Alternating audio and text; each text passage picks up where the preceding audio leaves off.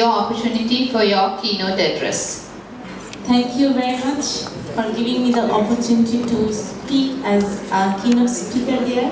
I am still a student, not an experienced teacher, so I like to ask everyone to bear with my problems that I might face in terms of presenting now. Okay, so next slide please. So my topic is on promoting quality education for the academic students. I'm working in a school where there are till 10th grade students, and according to that schooling, I did some things and made some research about how to promote the quality there. Next slide, please. So for a teacher, they must make sure that the students have the capacity to have the ability to self-control. Most of the time, the students cannot have their self-control, but in that term, a teacher must have that quality that that teacher has the self-control in himself or herself. So if every student actually takes their teacher as an idol, and if that teacher is the favorite one, that they notice each and every move of the teacher. So if they can see that the teacher has the self-control in himself or herself, they follow that. After that, self-sufficiency. The teacher has to be very sufficient in his or her knowledge first, and after that, the students will acquire that thing into themselves, that they can also be self-sufficient for themselves. The teacher has to promote their ability to grow the confidence into themselves. After that, self-confidence.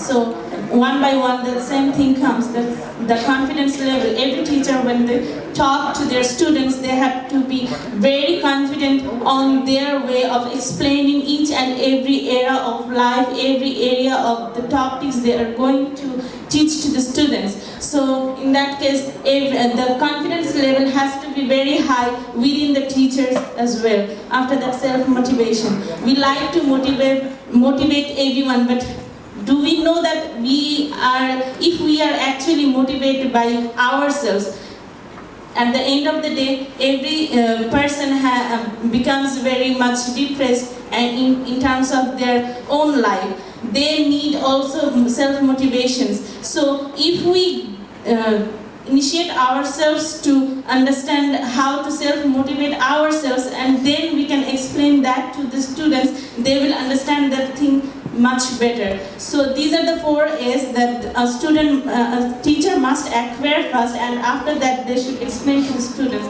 Moving on to the next slide. True education. As I told before, I am also a student. I'm doing my master's, and there one of my teachers said, teaching is the only profession where someone delivers selflessly. So in this profession, a teacher intends to deliver their speech selflessly. Whatever they know, they never think of that I will consume my lecture to a limit. They used to explain things limitlessly. So they should have the release capacity. After that, develops analytical abilities. Before many of our ma'ams and teachers have already explained about the analytical ability, the cognitive ability. Students should be initiated to think. They should be motivated to think cognitively, think beyond their limit, and they should be appreciated in every other way. They explain in any answers of any questions. After that, the confidence, as I already said, the willpower, goal-setting competencies. Every student should be motivated to stick on their goals. Even if they change their goals, that should be stick to their goals. Not like they should fall apart on their goals and think like, I don't want to study anymore. Every time when the students go in higher educations, we face this in our country, that they feel like, no, I don't want to be a pilot anymore. I don't want to be a doctor anymore. I need to study so much. The study must be so much enjoyable, and that they should always feel that hunger in their mind, that they want to be a doctor and they want to know more, and that willpower should be there in the students, and that should be ensured by the teachers. Every teacher should have the quality, even if they are not in that area, to motivate the students to work on their willpower. After that, instills the vision that will enable one to become self-motivating agent of social change and serving the best interests of the community.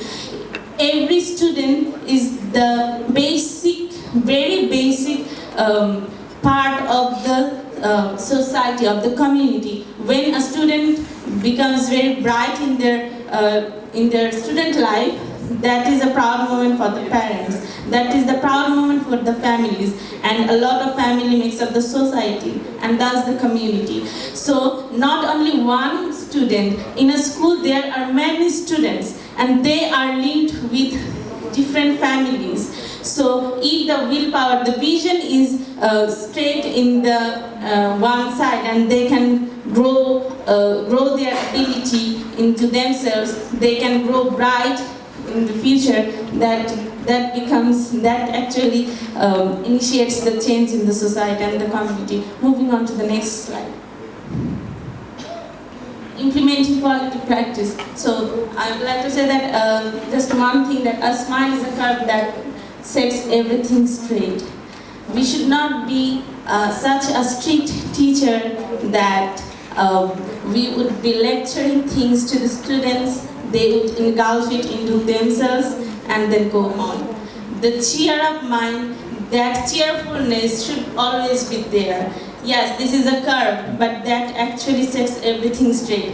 When a teacher enters into this classroom, when the teacher gives a beautiful smile, it works as an ice-breaking session. The first ice-breaking session. A class is supposed to be expected as a serious one, maybe, especially in the challenging subjects that they feel hard, because we always experienced some subjects to be hard ones, some subjects to be easier individually. So when in every subject the teacher comes and gives a beautiful smile, that works as an ice-breaking session. A teacher must have that quality to have that ice-breaking session, and that is not only when they enter into the class. In every class, sometimes in some topics when they teach the students can become bored in the middle of the lecture. And we should have, as a teacher, have that quality that we can cheer them up at that moment as well. So the ice-breaking session must be there when it is needed, and the teacher should always have the quality to cheer up the students. Maybe someday the plan of the teacher might not get fulfilled, that I could not fulfill the plan, that I wasn't able to give whatever I wanted to give the students according to the planning. But that's okay. If they are taking a little less one day, just make sure that they are taking it. They are not just, the things are not going over their heads. Moving on to the next slide. Okay, so school services must be generated through an integration of teachers, students, guardians, and society. A school does not is not limited to the teachers and the students only. It's a combination of teachers, students, and their guardians, and the society, as I already said before. Next slide. So this is the one thing I wanted to explain. Actually, Shinkansen speed. This is a train, the fastest train of the world, and it's made in Japan. This train is actually made in a way, usually in trains, the main engine happens to be at the front compartment, and the other compartments are taken by the front compartment where the main engine is there. So from the first compartment, every other compartments are taken away. So these, according to the main machine's speed capacity, the other compartments goes with the capacity. But in this train, every other compartment has the ability to drive. They all drive in the same speed, which is why this is the fastest train of the world. So, how is it relatable with the teachers?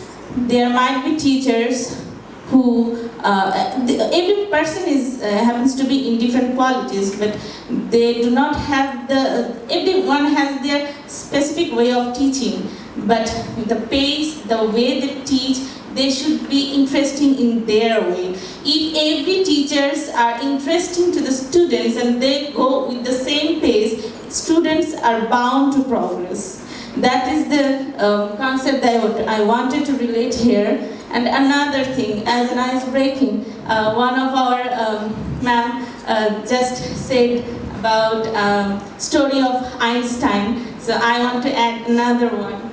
Like there was one time when my students said that, ma'am, yesterday's class was so boring, but today's class, we feel like it just 10 minutes class. How come this class went on so quickly? So in terms of that, then I told them another story about Einstein. There was a student of Einstein who wanted to know about the time contraction and time expansion. These are the two terms of physics, and the question is, how can time be expanded and how can time be contracted? If it's 1 hour, 60 minutes takes 1 hour, so it cannot be expanded or contracted. 1 hour is 1 hour, so how can it be contracted or expanded? So Einstein, on the first day, he asked the students to sit in his house for 2 hours. So the students sat there. Einstein said, you sit here, I'm coming. Just give me some time. All right. So the students sitting there, nothing happening, time is going on. 1 hour and the second hour. After the second hour, Einstein returns. The student, out of honor, the student did not say anything, but Einstein says, "It's your work is done today, you can go home." The student doesn't say anything, but in the mind of the student, he had the question, what did he learn? So he went on.